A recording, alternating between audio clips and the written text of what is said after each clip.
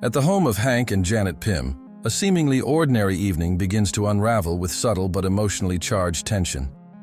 Janet expresses frustration and concern when she notices Hank retreating into his work, instead of preparing for an evening social event at Tony Stark's place. She reminds him that immersing himself in the lab so close to a night out usually leaves him irritable and emotionally unavailable, suggesting a pattern of avoidance behavior. Hank, however, deflects her concern, choosing to stay behind to work on the Antman helmet. He justifies this by saying he plans to meet with Nick Fury later in the week and wants to complete the project first.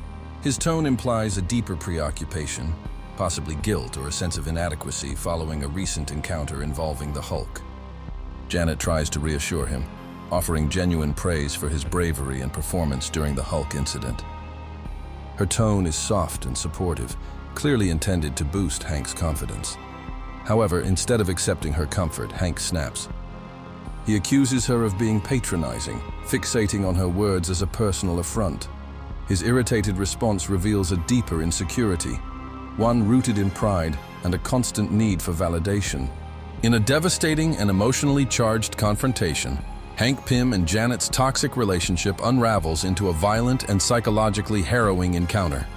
Janet then makes a light-hearted comment about her appearance, only to be met with a cruel and demeaning response from Hank, who accuses her of dressing provocatively for other men, specifically Captain America and Tony Stark.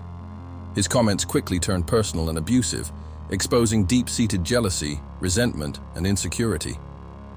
As the argument escalates, Hank lashes out with increasingly vile language, weaponizing Janet's identity, mocking her race, size, scientific background, and most horrifically, her mutant biology. He paints her as monstrous, using graphic and dehumanizing imagery to shame her mutation, implying that others would reject her if they knew her true form. He accuses her of making him a laughingstock due to her public association with Captain America, then expresses disgust at her physical nature, shifting the tone from emotional to outright psychological abuse. Janet fights back, calling out Hank's hypocrisy and reminding him that he used her mutant abilities to advance his own research, ultimately leading to his giant man formula and a significant SHIELD pay raise. She calls into question his ego, scientific arrogance, and compares him unfavorably to Bruce Banner and says, "Bruce Banner was twice the gentleman you'll ever be and you know it," further bruising his pride. The argument explodes into physical violence when Hank slaps Janet. Realizing what he's done, he immediately tries to apologize, but Janet refuses to be consoled, striking back with her elbow and a nearby device. The fight turns brutal as she bites him and uses her Wasp powers to defend herself, stinging him with energy blasts, while Hank pleads for her to stop using her powers. In a disturbing escalation, Hank retaliates by spraying her with bug spray, causing her visible pain. As Janet attempts to flee and de-escalate the situation, Hank, increasingly unhinged, dons his Antman helmet and uses his control over insects to hunt her down.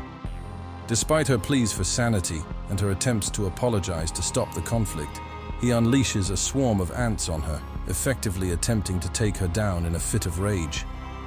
Her screams are drowned in the insect assault. Finally, as the chaos subsides and the enormity of his actions settles in, Hank collapses, repeating the line, "You shouldn't have made me look small, Jan. You shouldn't have made me look small." This chilling ending reveals the core of Hank's fragile ego and twisted motivation, his desperate fear of humiliation and loss of control.